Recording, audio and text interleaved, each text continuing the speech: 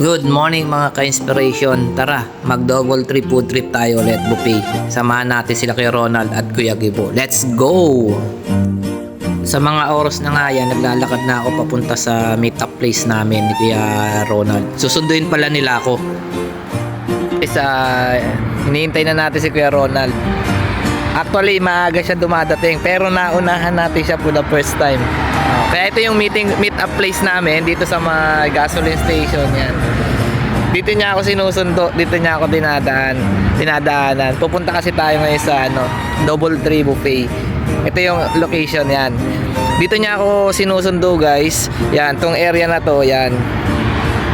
Naunahan ko siya ngayon. Tara, wait natin siya. Ayun na si Kuya Ronald, guys. So, nahuli siya, yan. Zoomin natin, yan. Yung parating na yan, si Kuya Ronald, yan. Na-late siya ngayon. Naunahan natin siya. At pasok tayo. Good morning, Kuya. Yan, si Kuya Ronald yan, si Kuya Ronald. Naunahan ko siya ngayon. Nakita kita, Kuya. Tara, biyahe na tayo. Sunduin pa natin si Kuya Gibo ngayon. Yan, kasama natin si Kuya Ronald. Kakatapos lang ng event kagabi. So, umagang gumising, nagyayamanood na sine tapos kumain sa Double Tree. Mamaya papakita ako sa inyo kung ano yung mga food sa Double Tree. Si Kuya Ronald.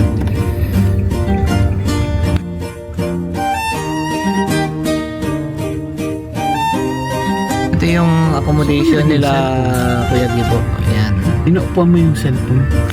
Ayan na si Kuya Gibo. Sabi niya ready na siya pero na late siya. Ayan o. Kuya Gibo.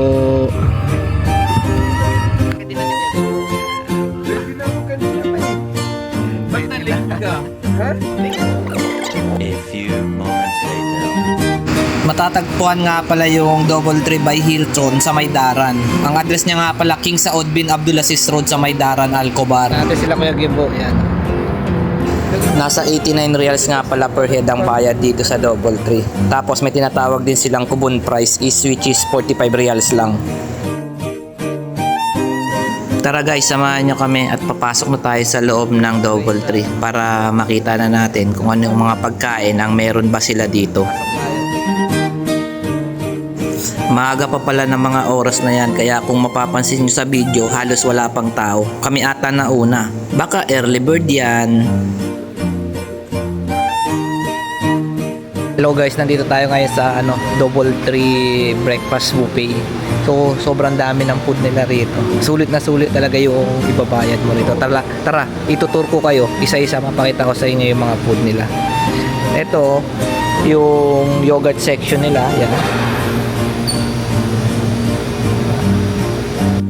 Ito pala guys yung mga main course dish dito sa Double Tree Buffet Breakfast. Marami kayong pagpipilian dito kaya hindi kayo mahihirapan pumili ng kakainin nyo. Kung makikita nyo sa video, lahat yan yung mga pagkain na available dito sa Double Tree. Ito naman yung kanilang salad section. Kung makikita nyo, napakaraming choices, napakaraming pwede nyong kainin.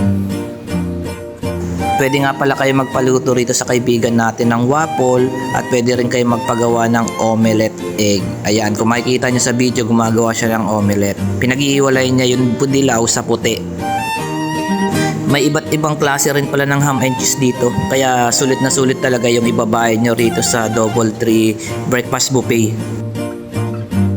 Meron din silang mga iba't ibang klase ng tinapay rito. Kung makikita nyo sa video, marami kayong pagpipilian. May mga croissant, meron din mga cupcakes at marami pang iba. Depende na sa inyo kung anong gusto nyong kainin. Bahala na kayo dyan pumili. Kung hot drinks o cold drinks naman ang kusunada nyo, meron sila ritong mga pagpipilian tayo. Meron din coffee, meron din tea. Nasa inyo na kung anong gusto nyong inumin. Makikita nyo sobrang dami ng food nila dito. Talagang sulit na sulit pag kumain ka dito. Yung breakfast buffet na tinatawag dito sa may Double Tree Hotel. Kaya kung makikita nyo sa video, sobrang sinulit namin yung oras at araw na kumain kami rito. Wala kaming pinalampas na pagkain. After namin kumain, sinubukan naman namin tong Arabic coffee. Tapos sasamahan mo pa ng masarap na dates. Guabe, solid ang combination. tapos na tayo kumain guys, sobrang busog. So ito nga pala yung tinatawag na gawa. Ayan. Maraming salamat guys sa panonood ng aking vlog. See you again guys sa next vlog ko. God bless!